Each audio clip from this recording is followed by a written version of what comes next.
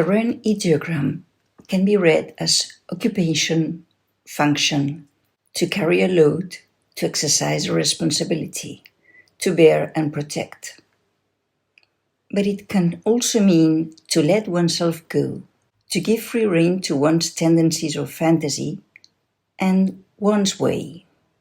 As previously commented, the emotions experienced during the development period are internalized in the adult. Such influences resonate with Ren Mai when they are alluding to the maternal archetype, and they are generally provided by the biological or the adoptive mother. However, depending on the circumstances and the personality of the caregivers, this figure can be replaced by another female figure, such a caregiver or a grandmother or an aunt, or even be held by a particular affectionate father. Since you cannot give what you lack, if the caregiver does not have this yin archetype well integrated in themselves, they shan't be able to adequately transmit it to the child.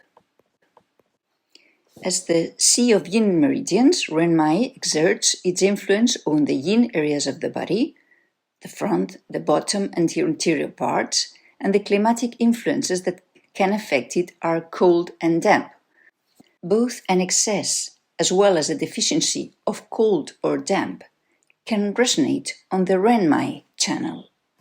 The same way that Ren Mai can both treat excess and deficiency of yin, the stimulation of one of its points can alleviate or solve several physical ailments.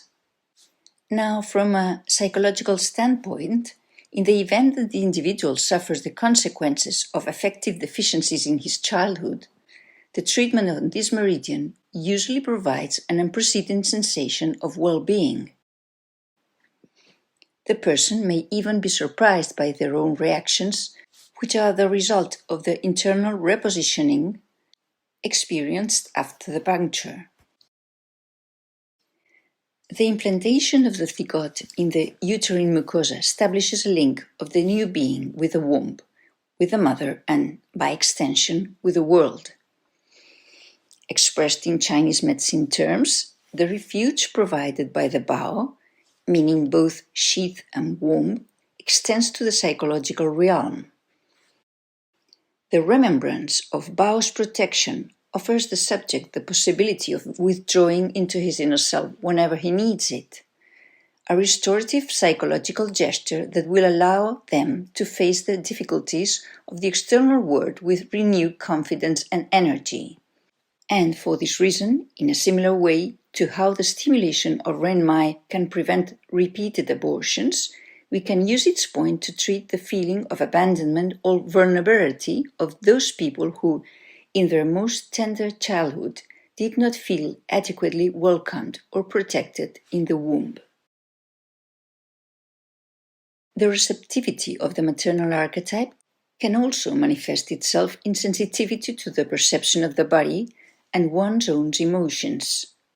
Therefore, Ren Mai is often involved in individuals who do not feel pain or fatigue until it is unbearable. Another possible manifestation of a deficiency that resonates with Ren Mai is difficulty relaxing or letting go. Remember the ideogram. My personal explanation for this finding is that by loosening surface tensions, emotional content tends to emerge to the surface, and in case they were aversive, the instinctive tendency is to reject them. This psychological reaction is inevitably accompanied by physical tension because, as Chinese medicine endlessly asserts, you cannot separate the mind from the body. The most relevant distinctive feature of maternal nutrition is unconditionality, the awareness that the child has that the mother will always be there, deep in their heart. It is transmitted by affection, but the important thing is the deep feeling that is perceived by the child. And unconditionality transmits this idea that I will always love you with no matter who you are, what Ren's ideogram would say, whatever you do, I always love you. And this feeling, this perception that whatever way I am, whatever, it's okay because I'm loved, is essential for a person to feel safe. Affective nutrition is a deep fundamental basic need, and whoever does not have it will not have it recognized and internalized via the mother. What they will do then with this insufficiency is to try to compensate it with the relationships with others. Find people who victimize themselves or get attention and care, or people who humiliate themselves and are servile to others. There are many ways to compensate for this, but they have in common the trait of low self-esteem. Other compensating forms are seduction, which is a demand for attention to oneself, and other more perverse forms such as affective manipulation, that deep down does not translate into anything other than this sense of lack. The person who feels good does not need to enslave others. Moreover, they do not want to enslave others. This lack of self-loving is often done unconsciously, although there may be other elements such as evil, but I shan't go into this now. Another way to compensate for this maternal affective deficiency is to look at me. I am going to behave well. I am going to be the best. I am going to be intelligent and show myself that I'm worthy of being loved. This is a compensation with the overloading of the do-my archetype so that I am rooted in myself, and this is why I feel sure and accept myself. Although it is cruel to oneself, it is a common trade-off when found. Because the person who requires this type of compensation sets the bar very high, sets himself, as I say, only passing at a 9, which leaves very little room for gratification in life, and a very high room for frustration. Of course, these people with high self-demand are trying to demonstrate and show themselves and others that they deserve of the affection of others and their own acceptance. I have come across many cases of pathologies with this kind of compensation that in fact overload the do-my, often upon the back.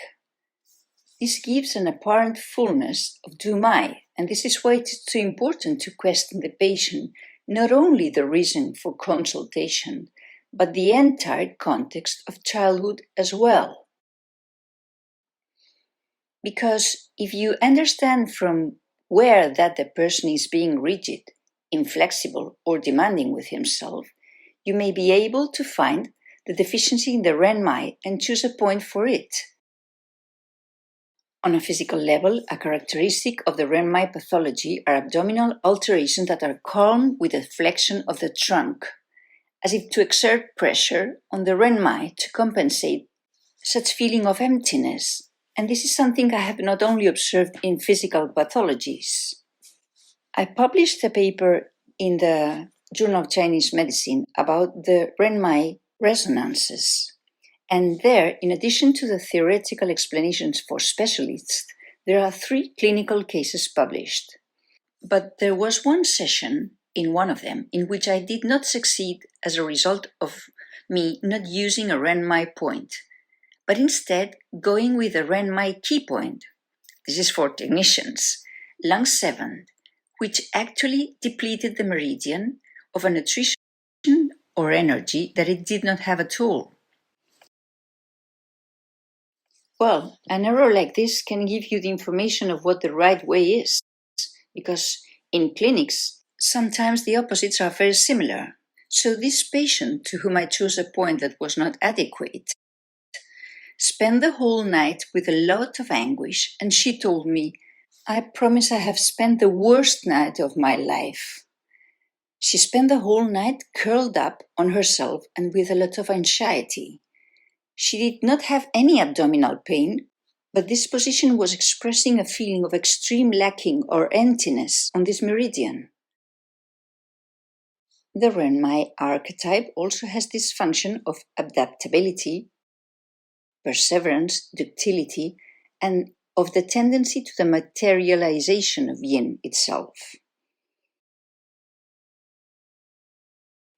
Finally, the Mother Earth archetype also symbolizes contact with the unconscious, that unfathomable depth of the psyche from where all kinds of tendencies emerge in the individual, which, although they may be ambivalent, disparate, or even contradictory to each other, are enormously powerful.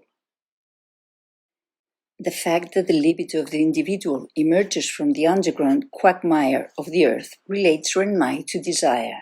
Therefore, on it may resonate from the natural sexual impulse to the most intimate and unspeakable fantasies, to whose tendencies the feminine archetype of Ren Mai also gives free rein, as its ideogram indicates.